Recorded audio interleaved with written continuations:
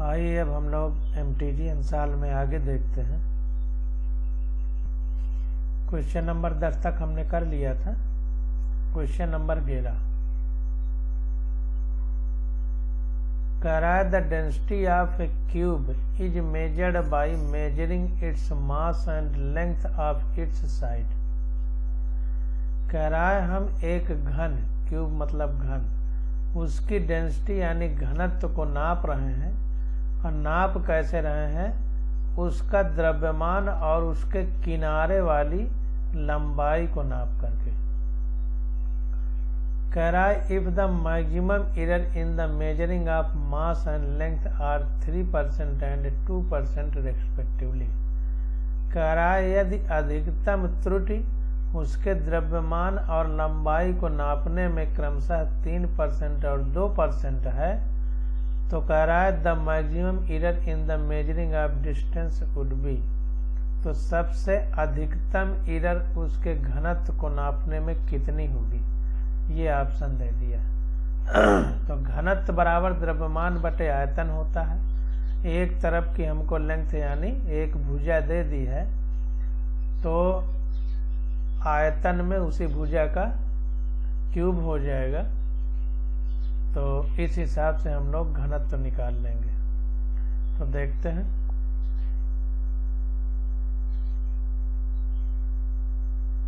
देखिए maximum error इन मास, द्रव्यमान में मैक्सिमम एरर हमको 3% दिया है और इसको प्रतिशत में बदलेंगे तो डेल्टा m अपान m करेंगे।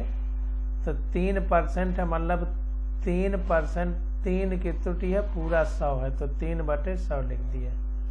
And maximum error in the length, length में मैक्सिमम एरर 2% दिया है, यानी डेल्टा l अपान l है।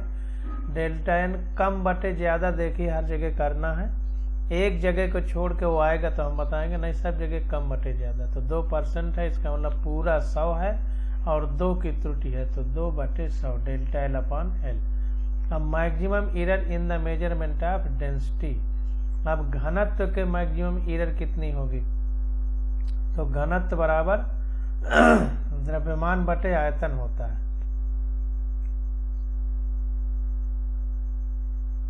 घनत्व बराबर द्रव्यमान बटे आयतन। तो घनत्व बराबर द्रव्यमान को m, आयतन को L³ लिख सकते हैं, क्योंकि लंबाई चौड़ाई ऊंचाई घन में सब बराबर होती हैं। तो लंबाई गुणे चौड़ाई गुणे ऊंचाई ये आयतन होता है। अब L³ हो गया, तो इस D को हम इस तरह लिख सकते हैं,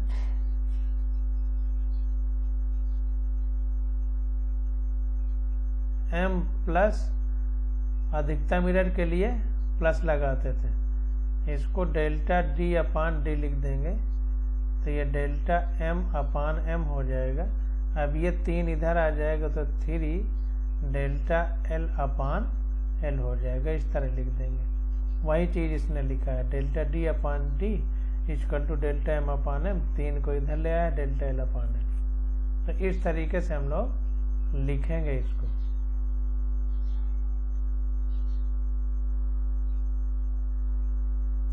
तो ये हमारा आ गया। तो डेल्टा m अपान m में 3% की त्रुटि है, तो 3/100 कर दिया, प्लस 3 इंटू डेल्टा l अपान l में 2% की, तो 2/100 कर दिया। तो 3/100 प्लस 2, ये 3 में 2 का गुणा होगा तो 6/100 हो गया। तो पूरा 9/100 यानी 9% की त्रुटि हो जाएगी। अगला क्वेश्चन देखते हैं, 12 नंबर। कह रहा है percentage error in the measurement of mass and speed are 2% and 3% respectively. प्रतिशत त्रुटि द्रव्यमान और वेग को नापने में क्रमशः 2% और 3% है। कह रहा है the error in the estimate of kinetic energy obtained by measuring mass and speed will be. कह रहा है जो गतिज ऊर्जा है उसके नापने में द्रव्यमान और वेग के नापने के आधार पर कितनी त्रुटि होगी।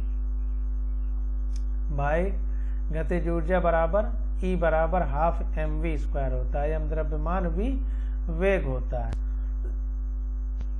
तो जब द्रव्यमान और वेग से रिलेटेड है हमारी गतिज ऊर्जा, तो द्रव्यमान और वेग में अगर त्रुटि हो रही है तो गतिज ऊर्जा में भी त्रुटि होगी। तो वही पूछ रहा है कि गतिज ऊर्जा में कितनी त्रुटि होगी। तो देखिए इसको, देखिए परसेंटेज इधर इन द मास बराबर 2% क्वेश्चन में दिया है, तो ये डेल्टा m/m हमारा 2/100 हो जाएगा। अब परसेंटेज इधर इन द स्पीड दिया है, यानी डेल्टा v/v 3% है, यानी 3/100 हो जाएगा। तो काइनेटिक एनर्जी का फार्मूला होता है हाफ mv²। हमने बताया था कि जो बीमाहीन राशियां रहेंगी उनको नहीं लेंगे, तो इसको हटा देंगे, इस 1/2 को। तो therefore the error in measurement of kinetic energy. तो काइनेटिक एनर्जी यानी गतिज ऊर्जा के नापने में कितनी त्रुटि होगी। तो वैसे ही डेल्टा KE/KE हो जाएगा इक्वल टू डेल्टा m/m हो जाएगा, प्लस ये 2 आगे आ जाएगा, डेल्टा v/v आ जाएगा। ध्यान देना है कि ये बीमाहीन राशियां हट जाती हैं। तो ये आ जाएगा 2/100 प्लस 2, डेल्टा v में अपान v हमारा 3/100 है, तो 3/100, तो ये आ जाएगा 8/100, यानी 8% की त्रुटि होगी हमारी गतिज ऊर्जा नापने में। अगला क्वेश्चन देखते हैं, 13 नंबर।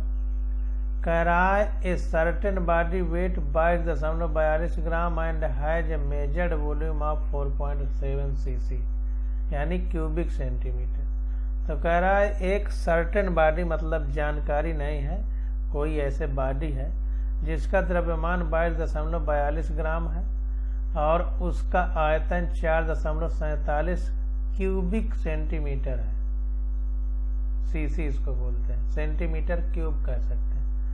कह रहा है the possible error in the measurement of mass and volume are 0.01 gram and 0.1 cc। कह रहा है जो संभव एरर है या संभव त्रुटि है द्रव्यमान और आयतन के नापने में, वो है 0.01 ग्राम और 0.1 cc। तो कह रहा है कि then maximum error in the density will be. तो घनत्व के नापने में अधिकतम त्रुटि कितनी होगी। तो घनत्व बराबर द्रव्यमान बटे आयतन, द्रव्यमान दे ही दिया है, आयतन दे ही दिया है, तो हम लोग निकाल लेंगे कितना घनत्व में त्रुटि होगी। ये देखिए डेल्टा v है, ये डेल्टा m दे दिया है, डेल्टा v दे दिया है। ये डेल्टा m है, डेल्टा v है, ये m है, ये v है। देखते हैं इसको। तो देखिए घनत्व बराबर द्रव्यमान बटे आयतन, यानी density equal to mass upon volume. Density को डेल्टा लिखते हैं, मास को m, वॉल्यूम को v। अब देखिए take logarithm to take base e on the both side of equation, we get. अब दोनों तरफ हम लॉग लेंगे या डायरेक्ट लिख देंगे, कोई दिक्कत नहीं। तो दोनों तरफ लॉग लेंगे तो ln डेल्टा d हो जाएगा बराबर मास का ln m हो जाएगा। जो भाग में होता है उसको घटा के लिखते हैं, जो गुणा में होता है उसको जोड़ के लिखते हैं लॉग लेते समय। तो घटा के लिखेंगे तो माइनस ln v हो जाएगा। जब e बेस होता है तो ln लिखते हैं, ध्यान दीजिए, जब e बेस होता है तो ln लिखते हैं, जब 10 बेस होता है तो log लिखते हैं। इन दो बातों को ध्यान दीजिए, हाई स्कूल में पढ़ाया गया होगा। तो ln delta equal to ln m minus ln v हो जाएगा। अब differentiate both equation second on both side we gate.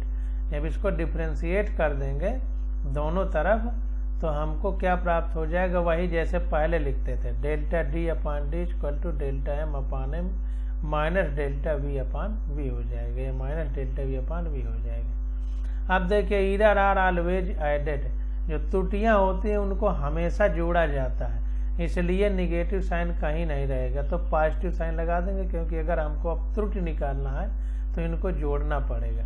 तो error in the density delta will be, कितना हो जाएगा घनत्व में त्रुटि, तो delta m upon m plus delta v upon v गुणे 100 हो जाएगा। तो ये प्रतिशत में आ जाएगा क्योंकि 100 का गुणा कर दिया गया। अब डेल्टा वी हमको दे दिया, डेल्टा एम दे दिया गया था 0.01। हमने बताया था क्या है डेल्टा एम, क्या है डेल्टा वी, क्या है वी, क्या है डी।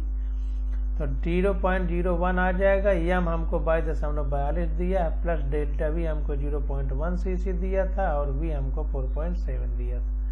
प्रतिशत में चेंज करना है तो 100 का गुणा हुआ, तो जितना आ जाएगा सॉल्व करने पे हमारा आ जाएगा 2%। तो यही हमारी प्रतिशत त्रुटि हो जाएगी। अब क्वेश्चन नंबर 14 देखते हैं। कह रहा है taking into account of the significant figures what is the value of 9.99 m meter minus 0.0099 meter. कह रहा है इतने में इसको घटाना है, तो सार्थक अंकों को किस प्रकार से, सार्थक अंकों के फॉर्म में इसको किस तरह से लिखा जाएगा अगर हम लोग घटाएंगे तो देख लेते हैं इसको। तो यहां पर देखिए इसमें इसको घटा दिया गया 9.99 माइनस 0.0099। तो जैसे घटाया जाता है सिंपल आप वैसे ही घटा करके लिखिए, तो ये आ जाएगा 9.9801 मीटर। अब देखिए चूंकि least number of significant figure are 3, सबसे कम नंबर वाला सार्थक अंक वाली संख्या हम लोग देखते हैं। तो इसमें देखिए कितने सार्थक अंक हैं, 1 2, इसमें 2 सार्थक अंक हैं और इसमें सिग्निफिकेंट फिगर कितने हैं, 3, 1 2 3। अब देखिए इसमें ध्यान ये देना है कि दशमलव के 2 अंक तक जो है कम से कम हमको आंसर को अपने रखना है, क्योंकि जो संख्या ये है इसमें दशमलव के 2 अंक तक लिखा गया, इसमें दशमलव के 4 अंक तक लिखा गया है। तो हम जो अपना आंसर देंगे वो दशमलव के 2 अंक तक देंगे। तो यहां पर देखिए दशमलव के 2 अंक तक है, तो इसको दशमलव के 2 अंक तक करेंगे तो ये 01 हट जाएगा, क्योंकि ये 5 से कम है इसलिए 8 को बदल नहीं पाएगा, इसलिए हमारा आंसर हो जाएगा 9.98 मीटर। अब देखिए इसमें लिखा है least number of significant figure are 3, ये चीज गलत लिख दिया है। इसमें 3 है सिग्निफिकेंट फिगर जबकि इसमें 2 है, तो कम नंबर तो सिग्निफिकेंट फिगर का इसमें है। इस बात से नहीं मतलब है, इस बात से मतलब है कि दशमलव के बाद तक कितने अंक तक कैलकुलेशन किया गया है। तो 2 अंक तक किया गया है दशमलव के, 1 2 अंक तक इसमें, 4 अंक तक इसमें। तो हम अपने आंसर को कम से कम दशमलव के अंक तक रखेंगे, जो कम दशमलव के कम अंक बाद वाली संख्या होगी। तो इसमें 2 अंक तक है, इसमें 4 अंक तक, तो 2 अंक तक हम अपना आंसर रखेंगे। तो 9.98 मीटर हमारा आंसर हो जाएगा। अब क्वेश्चन नंबर 14 देखते हैं।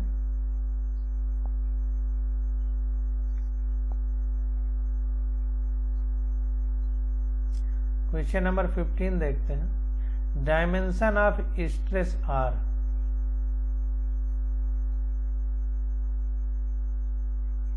स्ट्रेस को हिंदी में विकृति बोलते हैं।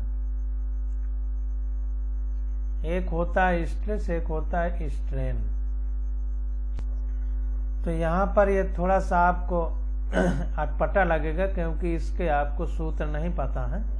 जब आप पूरी किताब पढ़ेंगे तब ये सूत्र मिलेंगे।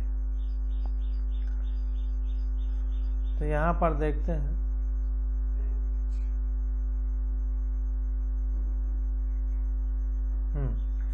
तो देखिए we know stress is equal to force upon area. तो स्ट्रेस का मतलब विकृति होती है। मान लीजिए कोई आपके पास फुटबॉल है, उसको दबा रहे हैं, तो उसमें फोर्स लगाएंगे और किसी फोर्स में लगाएंगे, उस एरिया होगा, उसका क्षेत्रफल होगा, उसी क्षेत्रफल पे ही बल लगाएंगे। तो जो विकृति होगी उसके बल बटे क्षेत्रफल के समानुपाती होती है या उसके बराबर होती है। तो stress is equal to force upon area. इसका फार्मूला है, अभी याद कर लीजिए, आगे आपको बहुत बार पढ़ने को मिलेगा तो ये आसान लगने लगेगा। अब जो हमने चैप्टर बीमा वाला पढ़ा था, अब बीमा वाले अपने चैप्टर में आते हैं। ये फार्मूला इस चैप्टर का नहीं है, लेकिन अब आगे जो भी किया गया वो आपको आना चाहिए, इसको याद कर लीजिए अभी फिलहाल के लिए। तो डायमेंशन ऑफ फोर्स, बल की बीमा, द्रव्यमान गुणित त्वरण हमने बताया था, द्रव्यमान का m हो जाएगा, त्वरण का LT-2 हो जाएगा, तो MLT-2 हमारे बल यानी फोर्स की बीमा हो जाएगी। एरिया यानी क्षेत्रफल बराबर लंबाई गुणे चौड़ाई होता है, लंबाई को भी L लिखते हैं, चौड़ाई को भी L लिखते हैं, तो एरिया हमारा बीमा L² हो जाएगी। इसलिए डायमेंशन ऑफ स्ट्रेस यानी विकृत यानी स्ट्रेस का बीमा क्या होगी, तो बल की बीमा बटे क्षेत्रफल की बीमा। तो ये आ गया ML इनवर्स T-2, इसको सॉल्व करने पर।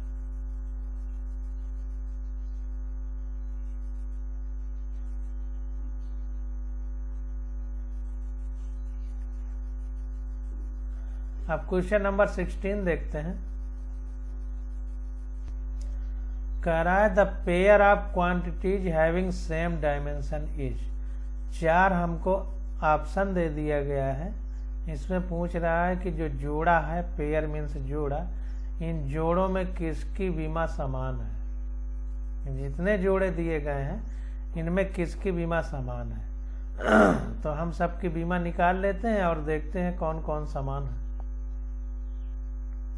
तो देखिए, सबसे पहले दिया गया है इम्पल्स, आवेग इसको हिंदी में बोलते थे।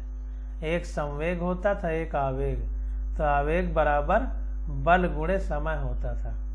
तो impulse equal to force into time हो जाएगा। इन सब के भी फार्मूले याद कर लीजिए। फोर्स का फिर वही MLT-2 हो जाएगा, टाइम का T हो जाएगा, तो MLT इनवर्स आ जाएगा इम्पल्स का। अब सरफेस टेंशन, पृष्ठ तनाव, ये सब फार्मूले याद करते चलिए, डायरेक्ट यही पूछेगा।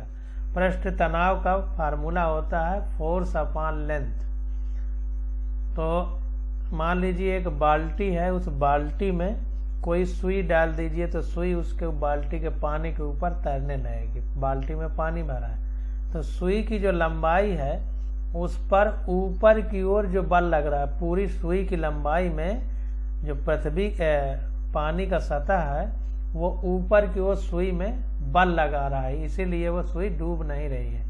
तो उस सुई की लंबाई में जो बल लगेगा वही तनाव होता है, इसीलिए सरफेस टेंशन तनाव बराबर बल बटे लंबाई कर दिया है, सुई की लंबाई में जो बल लग रहा है। तो ये हमारा आ गया MLT-2 अपॉन L, क्योंकि फोर्स की बीमा MLT-2 है, तो आ गया ML0 T-2 LL कट जाएंगे। तो ये MT-2 हमारा तनाव का विमीय सूत्र आ गया। अब एंगुलर मोमेंटम, कोणीय संवेग, कोणीय संवेग का फार्मूला होता है मोमेंट ऑफ इनर्शिया यानी जड़त्व गुणे एंगुलर वेलोसिटी यानी कोणीय वेग। तो हमारा कोणीय संवेग बराबर जड़त्व गुणे कोणीय वेग, या angular momentum equal to moment of inertia into angular velocity. तो मोमेंट ऑफ इनर्शिया हमारा I से इसको लिखते हैं, इनर्शिया मतलब I इक्वल टू mr² होता है। m हमारा द्रव्यमान होता है, तो द्रव्यमान के लिए m हो जाएगा, और r लेंथ है, त्रिज्या कहें या लेंथ, तो ये L² हो जाएगा। तो हमारा जड़त्व का जो डायमेंशन है वो ML² हो जाएगा। तो इसको ध्यान दीजिए। तो moment of inertia angular velocity, तो मोमेंट ऑफ इनर्शिया का हमारा ML² हो गया। एंगुलर वेलोसिटी कोण बटे सेकंड होता है, तो कोण तो बीमाहीन है, सेकंड का T इनवर्स हो जाएगा। तो ये आ जाएगा एंगुलर वेलोसिटी मतलब कितने एंगल पे, कोण पर प्रति सेकंड वो चीज घूम रही है। तो जैसे वहां मीटर प्रति सेकंड होता था रेखीय वेग में, तो कोणीय वेग में कोण प्रति सेकंड हो जाएगा। तो कोण हमारा बीमाहीन है, तो एंगुलर वेलोसिटी की हमारी बीमा जो है केवल प्रति सेकंड बचेगी, यानी T⁻⁻1।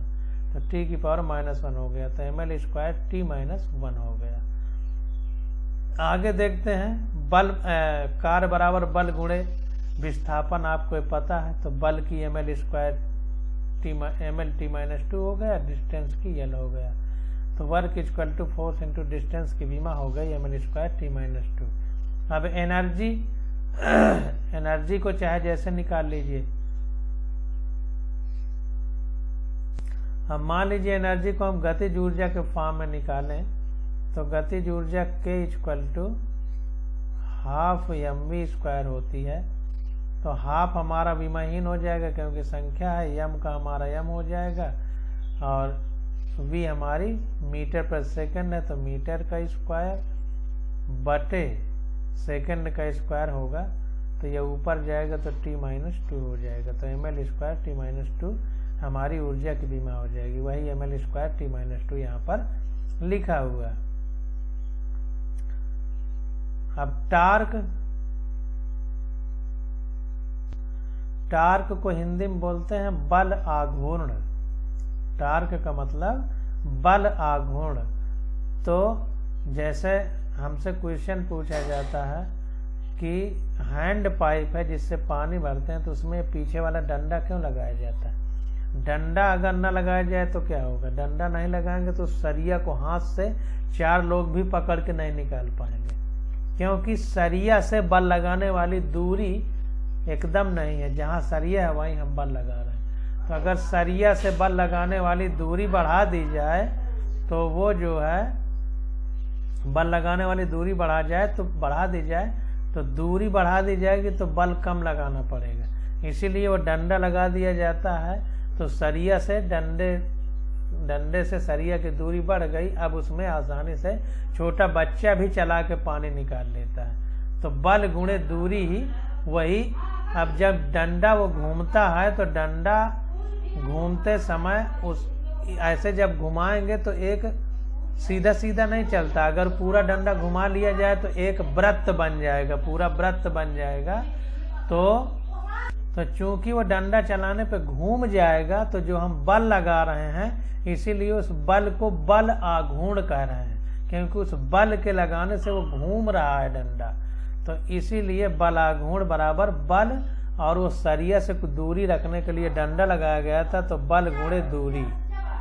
बल आघूर्ण बराबर बल गुणे दूरी, यानी torque equal to force into distance.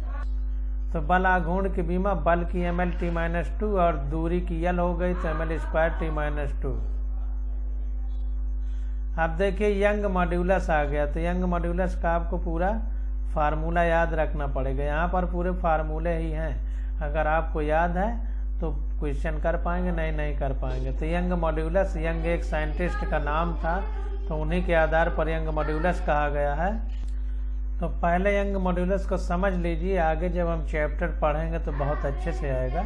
अभी फ़िलहाल हम यहाँ आपको थोड़ा थोड़ा मोटा मोटा बता दे रहे हैं कि यंग मॉड्यूलस का मतलब क्या होता है। तो यहाँ पर मान लीजिए एक हमने ये गुटका ले लिया, और ये गुटका ऐसा है जो दब सकता है। मान लीजिए सोख्ते का बना है, स्पंज का, जो तकिया या गद्दी में लगाया जाता है। तो इसमें अगर हम बल लगाएं इधर से,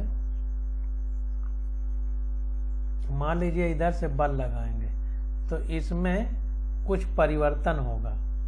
ये परिवर्तन होगा तो जो बल लगा रहे हैं, तो इस पृष्ठ का कुछ क्षेत्रफल है, इस क्षेत्रफल पर बल लगा रहे हैं, तो बल बटे क्षेत्रफल कर दिया, फोर्स अपॉन एरिया। अब बटे, जब इसको दबाएंगे तो इसमें कुछ चेंज होगा। मान लीजिए दब करके यहाँ तक आ गया, यहाँ तक हम इसको दबा दिए, यहाँ तक ये पूरा दब के आ गया, पीछे भी दब गया, तो यहाँ तक आ गया। तो कह रहा है चेंज इन लेंथ, अब कुछ लंबाई में परिवर्तन हो जाएगा, तो परिवर्तन इन लंबाई, यानी लंबाई में परिवर्तन बटे ओरिजिनल लेंथ, यानी वास्तविक लंबाई। तो जो इस पृष्ठ पर हमने बल लगाया तो इसके क्षेत्रफल है, तो बल बटे क्षेत्रफल कर दिया। इसी को हम प्रेशर भी कह सकते हैं, दाब बटे। अब इसमें दबाएगा तो ये चूंकि दब जाता है, तो इसकी लेंथ में परिवर्तन होगा, तो परिवर्तन लेंथ में परिवर्तन यानी लंबाई में परिवर्तन बटे वास्तविक लंबाई। इस तरह हम लोग यंग मॉड्यूलस निकालेंगे।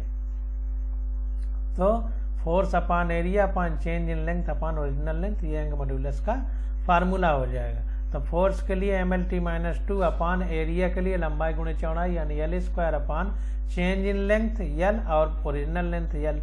तो ये कट जाएगा, तो ये हमारा आ जाएगा ML इनवर्स T-2, ये ऊपर जाएगा तो -2 हो जाएगा, तो एक -1 से एक L से L कट जाएगा और एक L ऊपर जाएगा तो -1 हो जाएगा। तो ML इनवर्स T-2 इसकी डायमेंशन हो जाएगी। Hence, among the given pair of physical quantity, work and torque have the same dimension, ML² T-2। अब जितनी निकाली गई इसमें देखिए, जो टार्क था यानी बलाघूर्ण था उसकी बीमा ML² T-2 है, और वर्क यानी कार्य की बीमा ML² T-2 है। तो कार्य यानी वर्क और बलाघूर्ण यानी टार्क की बीमा सेम है, तो यही सी वाला ऑप्शन हमारा सही हो जाएगा। अब क्वेश्चन नंबर 17 देखते हैं। कह रहा है डायमेंशन ऑफ μ0 ε0 की पावर -12, इसकी डायमेंशन हमसे पूछ रहा है, तो इसको देखते हैं। तो यहाँ पर देखिए आपको फार्मूले सारे याद होने चाहिए, तो ये फार्मूले अभी आप पूरे याद कर लीजिए, क्योंकि आपको ये चीज़ें अभी पढ़ाई नहीं गई। जब ये चैप्टर आएंगे तब ये फार्मूले आप पढ़ेंगे। आपको बीमा पढ़ाई गई है तो बीमा तो पता है, वो सूत्र नहीं पता, सूत्र आपको याद करना पड़ेगा। तो ये देखिए सूत्र होता है प्रकाश का वेग बराबर 1/√μ0 ε0। तो अब इसको वो करेंगे, अगर ये रूट हटा देंगे तो हाफ हो जाएगा और ये ऊपर जाएगा तो -12 हो जाएगा, तो μ0 ε0 की पावर -12 हो जाएगा। तो इसको हम μ0 ε0 की पावर -12 को लिख सकते हैं c। क्यों? क्योंकि ये प्रकाश के वेग के बराबर है। प्रकाश का वेग, तो वेग बराबर मीटर/सेकंड मात्रक होता है, मीटर को L, सेकंड को T, और प्रति सेकंड है तो ऊपर जाएगा तो T की पावर -1 हो जाएगा, इसलिए इसकी बीमा जो है LT-1 हो जाएगी। इस प्रकार से हम लोग निकालते हैं, केवल फार्मूले हमको पता होने चाहिए। क्वेश्चन नंबर 18 देखते हैं। कह रहा है the dimension of half ε0 E² where epsilon is permittivity of free space, मतलब जो अंतराकाश है हमारा, खाली जगह है ब्रह्मांड में, उसका परावैद्युतांक है ε0, और ये हमारी इलेक्ट्रिक फील्ड कह रहा है, चुंबकीय क्षेत्र जिसको कहते हैं। तो ये फार्मूले आपको याद होने चाहिए, तभी आप कुछ कर पाएंगे। तो फार्मूले आप यहीं पर याद करते चलिए, जिनका जिनका विमीय सूत्र पूछा जा रहा है। तो ये फार्मूला है, इसको ब्रैकेट में बंद करके इसको याद कर लीजिए। U = ½ ε0 E²। तो ε0 is permittivity of free space, ब्रह्मांड का परावैद्युतांक है आपका ε0, और ये हमारी इलेक्ट्रिक फील्ड है E। तो UE बराबर हो जाएगा, UE जो है एनर्जी डेंसिटी, देखिए इसको ध्यान दीजिए, बस ये शब्द पकड़ लीजिए तो काम हो जाएगा। एनर्जी डेंसिटी, तो डेंसिटी हमारी क्या होती है? घनत्व। घनत्व बराबर द्रव्यमान बटे आयतन होता है। अब चूंकि यहाँ पर डेंसिटी जब हम घनत्व निकालते थे द्रव्यमान के फॉर्म में, तो द्रव्यमान बटे आयतन हो जाता था, घनत्व बराबर द्रव्यमान बटे आयतन। यहाँ पर ऊर्जा का घनत्व निकाल रहे हैं तो ऊर्जा बटे आयतन हो जाएगा। तो UE बराबर एनर्जी बटे वॉल्यूम यानी ऊर्जा बटे आयतन। जब द्रव्यमान के लिए घनत्व निकालेंगे तो द्रव्यमान बटे आयतन हो जाएगा, जब ऊर्जा के लिए घनत्व निकालेंगे तो ऊर्जा बटे आयतन हो जाएगा। तो ऊर्जा बटे आयतन हो गया, तो ऊर्जा का ML² T-2 है और घनत्व का L³ हो जाएगा, तो ML इनवर्स T-2 हो गया। इसका मतलब इसकी जो बीमा है, इसको ऊर्जा घनत्व कहते हैं UE। तो hence the dimension of ½ ε0 E², ये हो जाएगा ML इनवर्स T-2। तो इस तरह से अगर आप समझ के काम करेंगे तो बहुत आसानी होगी। क्वेश्चन नंबर 91 देखते हैं। 91 में हमसे कह रहा है कि if the dimension of a physical quantity are given MA LB TC then the physical quantity will be. कोई भौतिक राशि है उसकी बीमा दे दिया है MALBTC, तो कह रहा है वो भौतिक राशि क्या है उसको निकालना है। यानी ABC हमको पता हो जाए तो हम उस भौतिक राशि को पता कर लेंगे। तो यहाँ पर देखिए MLT 3 चीज दिया गया है, तो अभी देखिए हमको 4 ऑप्शन दिए गए हैं क्वेश्चन में, तो एक एक ऑप्शन को हम देखेंगे। जैसे वेलोसिटी है तो वेलोसिटी का मीटर पर सेकंड होता है, तो मीटर है सेकंड है उसमें यम आता ही नहीं तो ये गलत हो जाएगा। इसी प्रकार एक्सीलरेशन का मीटर प्रति सेकंड स्क्वायर फार्मूला होता है, मात्रक होता है, तो इसमें भी मीटर है सेकंड स्क्वायर है, द्रव्यमान है ही नहीं तो यम आएगा ही नहीं, बी भी गलत हो गया। अब बचा फोर्स, तो बल बराबर होता है द्रव्यमान गुणित त्वरण, तो द्रव्यमान गुणित त्वरण, तो त्वरण में इसमें कुछ हो सकता है, लेकिन अब द्रव्यमान का इसने 0 लिख दिया, इसका मतलब A0 मतलब द्रव्यमान इसमें है ही नहीं, तो ये भी गलत हो गया क्योंकि फोर्स में द्रव्यमान होता है क्योंकि द्रव्यमान गुणित त्वरण, तो ये भी गलत हो गया। अब यही हमारा बचा है, तो डी वाले को देख लेते हैं। तो डी वाले को देखते हैं, प्रेशर यानी दाब, दाब बराबर बल बटे क्षेत्रफल होता है यानी फोर्स अपॉन एरिया, और बल हमारा मास गुणित द्रव्यमान गुणित त्वरण होता है यानी mass into acceleration upon area. Mass का m हो जाएगा, एक्सीलरेशन का LT - 2 हो जाएगा, एरिया का लंबाई गुणित चौड़ाई यानी L स्क्वायर हो जाएगा। सॉल्व करेंगे तो m की पावर 1, L की पावर -1, T की पावर -2 हो जाएगा, यानी A की पावर 1, B की पावर -1, C की पावर -2, जो जिसमें लगी है वही उसके बराबर हो जाएगी। तो A बराबर 1, B बराबर -1, C बराबर -2, डी ऑप्शन हमारा करेक्ट हो जाएगा। अब क्वेश्चन नंबर 20 देखते हैं, कह रहा है which 2 of the following 5 physical parameters have the same dimensions. इन जो 4 दिए गए हैं इनमें से 5 दिए गए हैं, 5 पैरामीटर दिए गए हैं, यानी 5 हमको भौतिक राशियां दी गई हैं, इनमें से किसकी किन्हीं 2 की बीमाएं समान है वो हमको बताना है। तो सबके निकालना पड़ेगा तभी हम लोग बता पाएंगे। तो यहाँ पर देखिए जिसकी जिसकी बराबर है उसी की निकाल लिया है, आप लोग सबके निकालिएगा। तो एनर्जी डेंसिटी इक्वल टू, अभी इसके जस्ट ऊपर क्वेश्चन आया था, तो हमने बताया था जैसे द्रव्यमान के लिए घनत्व तो निकालते हैं तो द्रव्यमान बटे आयतन हो जाता है, तो एनर्जी डेंसिटी निकालेंगे तो एनर्जी बटे आयतन हो जाएगा यानी ऊर्जा बटे आयतन। तो ऊर्जा को ही, जो ऊर्जा होती है उसी से कोई पिंड काम करता है, तो चाहे ऊर्जा कहें चाहे किया गया कार्य कहें, तो इसने ऊर्जा की जगह किया गया कार्य वर्क डन लिख दिया है। तो वर्क डन अपॉन वॉल्यूम, इसलिए एनर्जी और वर्क डन दोनों की बीमा सेम ही होगी, तो चाहे एनर्जी की बीमा लिखें। अब यहाँ पर देखिए कार्य बराबर बल गुणे विस्थापन होता है, तो बल की बीमा MLT - 2 हो गई और विस्थापन की L हो गई। विस्थापन दूरी मतलब अभी यहाँ पर एक ही बात मानेंगे, लेकिन विस्थापन और दूरी में अंतर होता है, आगे हम बताएंगे, लेकिन दोनों को चूंकि मीटर में नापेंगे इसलिए बीमा L ही होगी, अपान आयतन की L³ हो जाएगी, तो ये आ गया ML इनवर्स T - 2। अब देखिए यंग मॉड्यूलस, पीछे फार्मूला आया था, तो यंग मॉड्यूलस का फार्मूला Y क्या था, फोर्स अपान एरिया अपान लंबाई में परिवर्तन बटे वास्तविक लंबाई, ये था। तो उसने इसको उलट के लिख दिया है, जो नीचे था उसको ऊपर लेके चला गया।